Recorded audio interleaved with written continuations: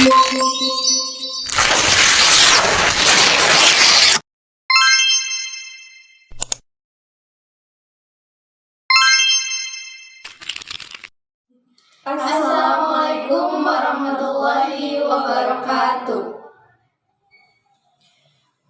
Perkenalkan, kami dari kelas F, jurusan Akuntansi, Fakultas Ekonomi dan Bisnis, Universitas Siliwangi.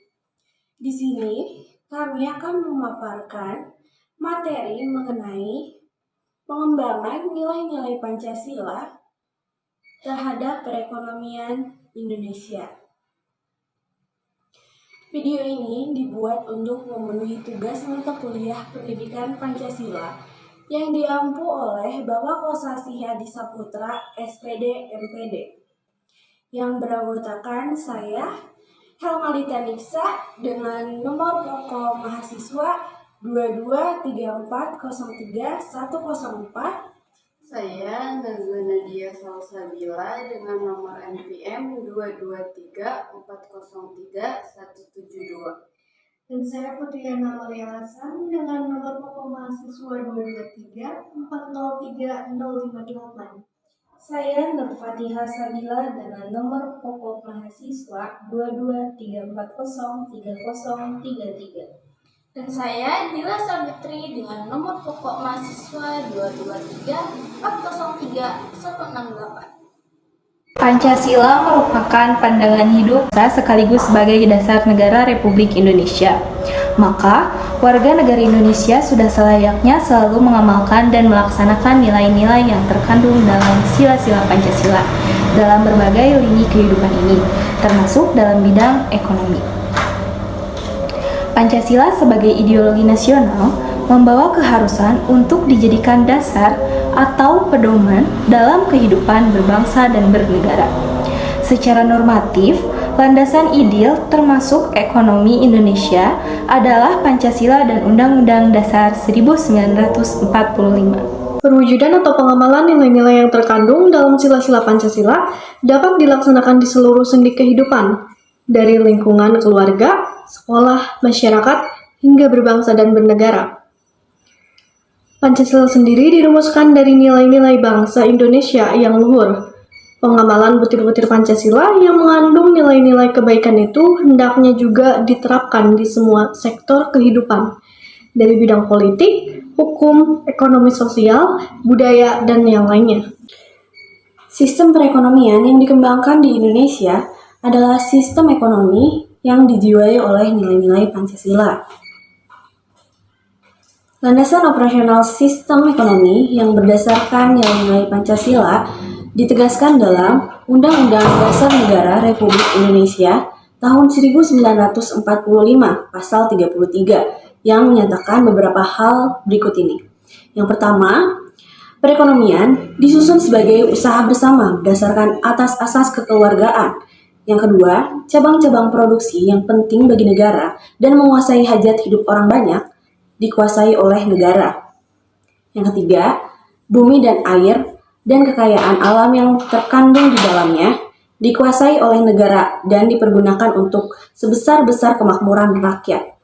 Yang keempat, perekonomian nasional diselenggarakan berdasarkan atas demokrasi ekonomi dengan prinsip kebersamaan, efisiensi berkeadilan, berkelanjutan, berwawasan lingkungan, kemandirian, serta menjaga keseimbangan kemajuan dan kesatuan ekonomi nasional.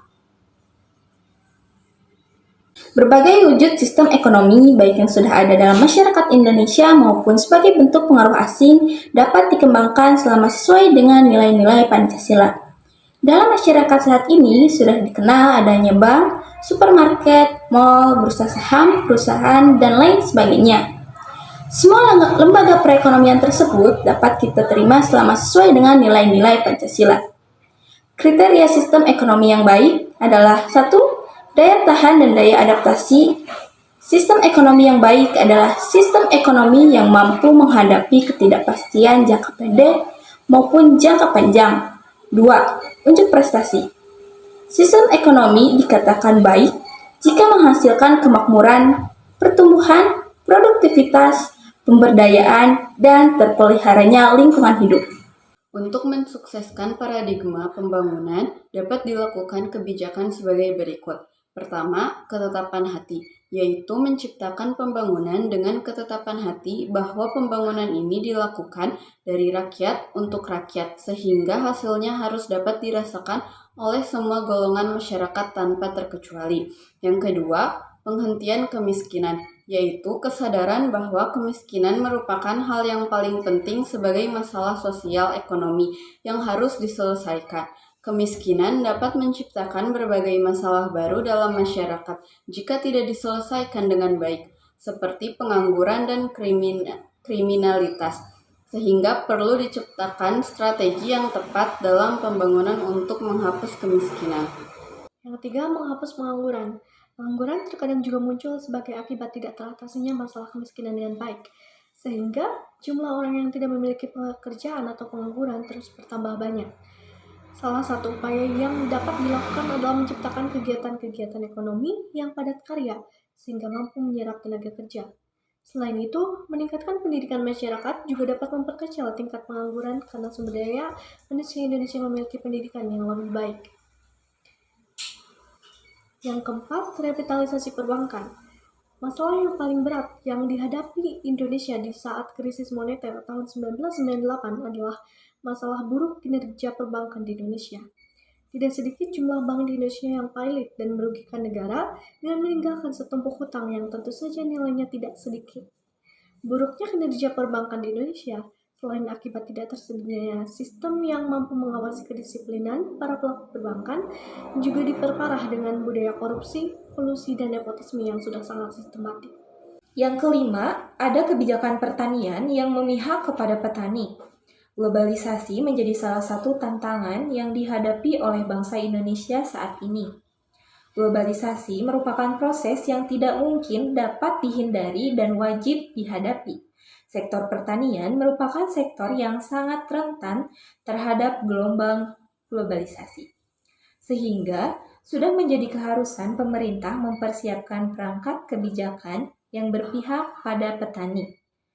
Tidak justru kebalikannya, berpihak kepada para pemilik modal yang hanya mengejar keuntungan bagi kelompoknya saja. Yang keenam, ada hubungan keuangan pusat dan daerah. Otonomi daerah diharapkan menjadi solusi untuk membuat pembangunan negara Indonesia menjadi lebih merata, sehingga prinsip keadilan sosial semakin terlaksana. Dengan otonomi daerah, hubungan keuangan pusat dan daerah juga menjadi lebih profesional.